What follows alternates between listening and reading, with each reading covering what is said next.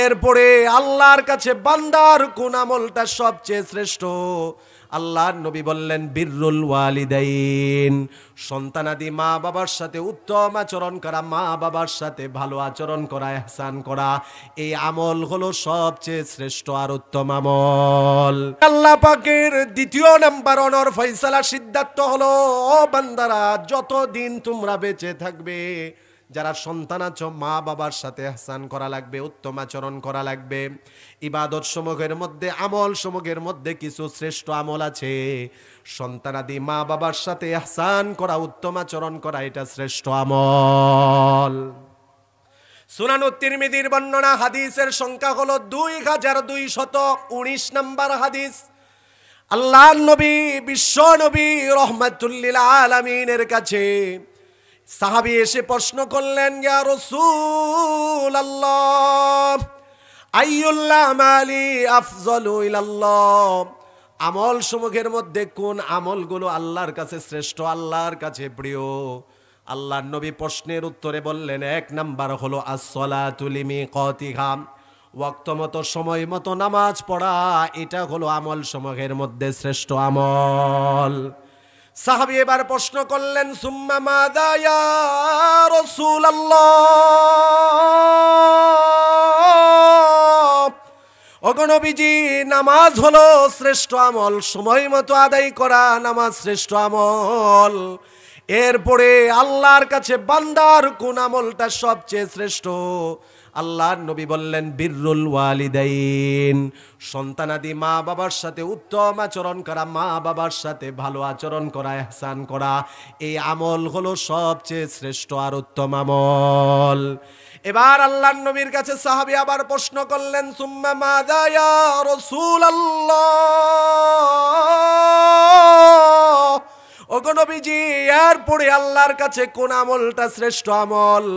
আল্লাহর নবী এবার প্রশ্নের উত্তরে বললেন, আল জিহাদু ফি সাবিলিল্লাহ, আল্লাহর দ্বীনের জন্য কাফেরদের মোকাবেলায় জিহাদ করা, এটা হলো আল্লাহর কাছে শ্রেষ্ঠ আমল। বলেন সুবহানাল্লাহ। তাহলে তিরমিজির হাদিসের বর্ণনায় 2020 নম্বর হাদিসের বর্ণনায় পেলাম, সবচেয়ে শ্রেষ্ঠ আমল আল্লাহর কাছে প্রথম হলো ওয়াক্ত মতো নামাজ পড়া, দ্বিতীয় নাম্বার হলো মা বাবার সাথে উত্তম আচরণ করা, তৃতীয় নাম্বার হলো জিহাদ করা। নামাজ ওয়াক্ত মতো পড়বো, মা বাবার সাথে উত্তম আচরণ করব, দ্বীনের জন্য, ইসলামের জন্য, দ্বীন রক্ষার জন্য, ইসলাম রক্ষা করার জন্য প্রয়োজনে জিহাদের প্রয়োজন হলে জিহাদ করব। বলেন ঠিক কিনা? এগুলো শ্রেষ্ঠ আমল আল্লাহর কাছে। সাহাবী বলেন, আমি আর পরে রাসূলকে প্রশ্ন করিনি, যদি আবার আরো প্রশ্ন করতাম, ওয়ালাউ ইস্তাজাতুহু লাজাদানি, যদি প্রশ্ন আরো বেশি করতাম রাসূল আমাকে আরো বেশি প্রশ্নের উত্তর দিত। তাহলে এই হাদিস দ্বারা বোঝা গেল, মা বাবার সাথে সন্তানাদি উত্তম আচরণ করা, এটা আমল সমূহের মধ্যে শ্রেষ্ঠ আমল। আল্লাহর নবী বলেন, বুখারীর বর্ণনা, হাদিসের সংখ্যা হলো 5971 নাম্বার হাদিস। নবীজির কাছে একজন সাহাবী এসে প্রশ্ন করলো, ইয়া রাসূলুল্লাহ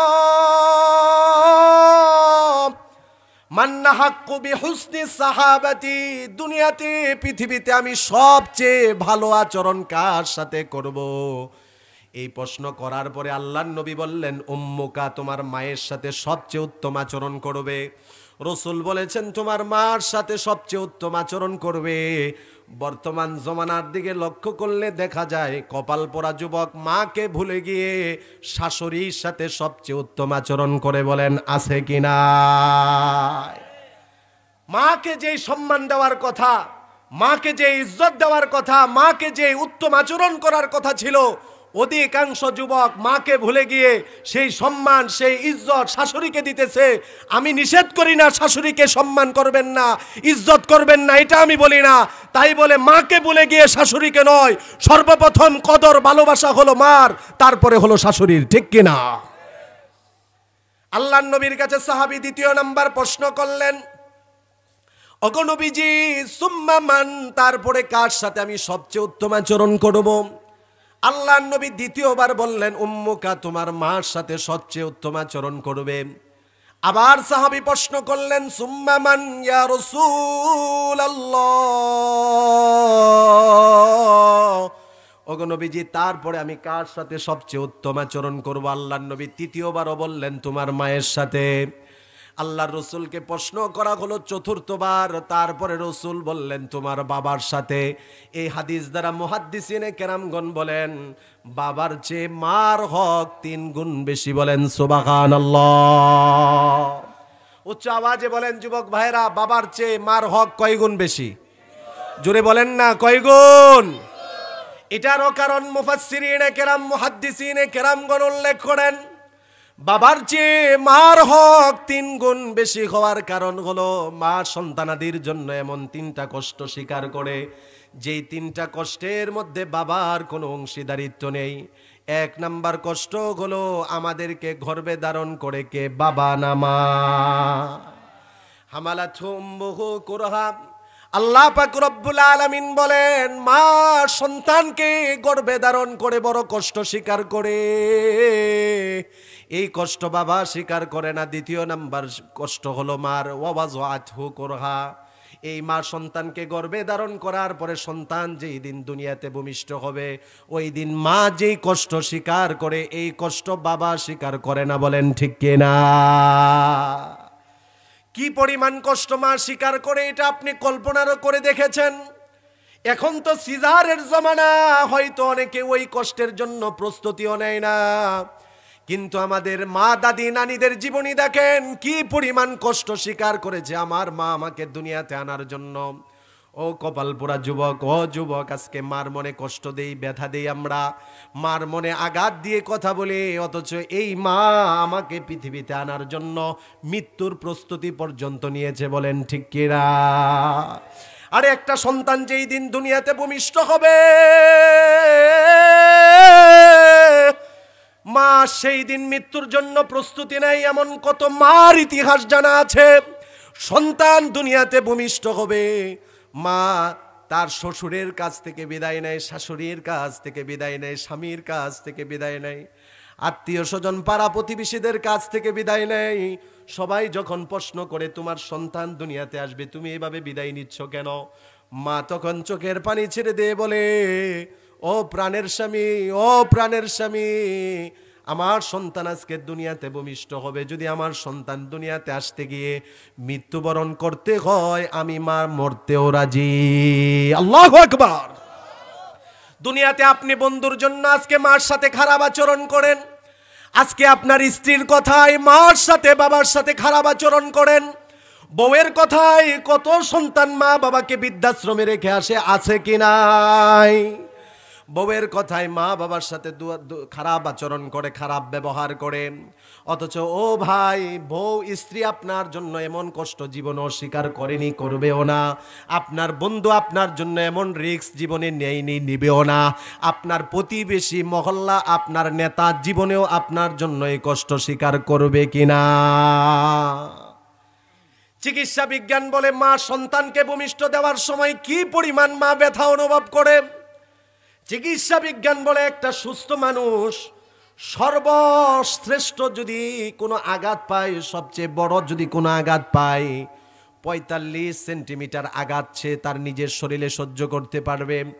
এর চেয়ে বেশি আঘাত পেলে, ব্যথা পেলে সে সহ্য করতে পারবে না, হয়তো মারা যাবে, না হয় বেহুশ হয়ে যাবে। চিকিৎসা বিজ্ঞান বলেন একটা মা যখন নরমাল সন্তান দুনিয়াতে ডেলিভারি দেয় তখন মা শুধু 45 ইউনিট ব্যথা অনুভব করে না, 45 ইউনিট ব্যথা ছেড়িয়ে 57 ইউনিট পর্যন্ত চলে যায়। একটা মানুষের সুস্থ অবস্থায় এই দেহের 20টা হাড্ডি ভেঙে গেলে একসাথে যেই পরিমাণ কষ্ট ব্যথা অনুভব হবে, একজন মা নরমাল ভাবে দুনিয়াতে সন্তান আনতে গেলে তার চেয়ে আরো বেশি ব্যথা কষ্ট অনুভব করে। ওই মার সাথে কষ্ট, মার সাথে দুর্ব্যবহার করলে, মার মনে কষ্ট দিলে আল্লাহর আরশ কেঁপে ওঠে। জোরে বলেন ঠিক কিনা? এই কারণে মুহাদ্দিসিনে কেরামগণ বলেন প্রথমত মা যে কষ্ট স্বীকার করে সেটা হলো মা সন্তানকে তার গর্ভে ধারণ করে সন্তানকে ভূমিষ্ঠ করে। 3য় নাম্বার হলো মা সন্তানকে দুগ্ধ পান করায়, যেটা বাবা করে না। মুহাদ্দিসিনে কেরামগণ বলেন এই 3টা কষ্ট মা করার কারণে মার চেয়ে বাবা, বাবার চেয়ে মার হক 3 গুণ যিনি বাড়িয়ে দিয়েছেন তিনি কে? এই 3টা কষ্ট মা করে, বাবা করে না, যার কারণে বাবার চেয়ে মার 3 গুণ হক বেশি। আল্লাহু আকবার বলেন। যুবক ভাইরা, যারা মাকে বাবাকে কষ্ট দিয়েছি, আজকের এই মাহফিল থেকে গিয়ে যদি প্রয়োজন হয়, যদি সুযোগ হয়, এখানে যদি কারো বাবা থাকে, আমি বলবো এই মাহফিলে পা ধরে বাবার ক্ষমা চাইবেন। যিনি ক্ষমা করে দিবেন তিনি কে? একটু জোরে বলেন, তিনি কে? আর যদি আপনি মার মনে বাবার মনে কষ্ট দেন, মা বাবা যদি আপনার প্রতি রাজি না থাকে, আল্লাহ রব্বুল আলামিন, আপনি যত বড় ব্যক্তি হয়ে যান, আল্লাহ আপনার প্রতি রাজি হবে না। সুনানুত তিরমিজির বর্ণনা, হাদিসের সংখ্যা হলো 2020 নম্বর হাদিস। আল্লাহর নবী বলেন, রিজার রব্বি বিরিজাল ওয়ালিদি, আল্লাহর সন্তুষ্টি নির্ভর করে মা বাবার সন্তুষ্টির উপর। ওয়া সাখাতুর রব্বি বিসাখাতিল ওয়ালিদি, এবং আল্লাহর সন্তুষ্টি নির্ভর করে মা বাবার অসন্তুষ্টির উপর। অর্থাৎ যেই মা বাবা সন্তানের প্রতি সন্তুষ্ট থাকবে, মহান আল্লাহ ওই সন্তানের প্রতি রাজি হয়ে যাবেন। যেই মা বাবা সন্তানের প্রতি অসন্তুষ্ট, আল্লাহ ওই সন্তানের প্রতি অসন্তুষ্ট। বলেন নাউযুবিল্লাহ। শুধুমাত্র তাই না, রাসূল সতর্ক করেছেন কবিরা গুনাহ সমূহের মধ্যে সবচেয়ে বড় কবিরা গুনাহ কি তোমরা জানো? তিরমিজির বর্ণনা, হাদিসের সংখ্যা হলো 2023 নম্বর হাদিস। আল্লাহর নবী বলেন, আলা ওয়াহাদ্দিসুকুম বিআকবারিল কাবাইর, ও আমার উম্মতেরা, সবচেয়ে বড় কবিরা গুনাহগুলো কি কি আমি কি তোমাদেরকে বলে দিব? সাহাবায়ে কেরাম বললেন, বলে দেন। আল্লাহর নবী বললেন, 1 নাম্বার সবচেয়ে বড় কবিরা গুনাহ হলো আল ইশরাকু বিল্লাহ, আল্লাহর সাথে শিরিক করা। এটা হলো সবচেয়ে বড় কবিরা গুনাহ। 1 নাম্বার হলো আল্লাহর সাথে শিরিক করা, দ্বিতীয় নাম্বার হলো মা বাবার অবাধ্য হওয়া, তৃতীয় নাম্বার হলো মিথ্যা কথা বলা, মিথ্যা সাক্ষী দেওয়া। আল্লাহ আমাদেরকে এই 3টা বড় গুনাহ থেকে বাঁচার তৌফিক দান করুক। খুবই সংক্ষিপ্ত আকারে বলছি, যুবক ভাইয়েরা, মুরব্বী বাবারা আমার, মা নারাজ থাকে, আল্লাহও নারাজ থাকবে।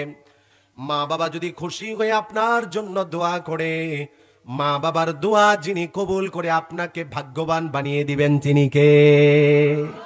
মা বাবা যদি মনে কষ্ট নিয়ে কোনো কারণে আপনার জন্য বদদোয়া করে, ওই বদদোয়াও যিনি কবুল করে নেবেন, জুড়ে বলেন তিনি কে? মা বাবা দোয়া করলে কিন্তু দোয়া যেমন কবুল হয়, মা বাবা যদি মনে কোনো কষ্ট পায়, ব্যথা পায়, আর যদি সন্তানের জন্য বদদোয়া করে, ওই বদদোয়াও কবুল হয়।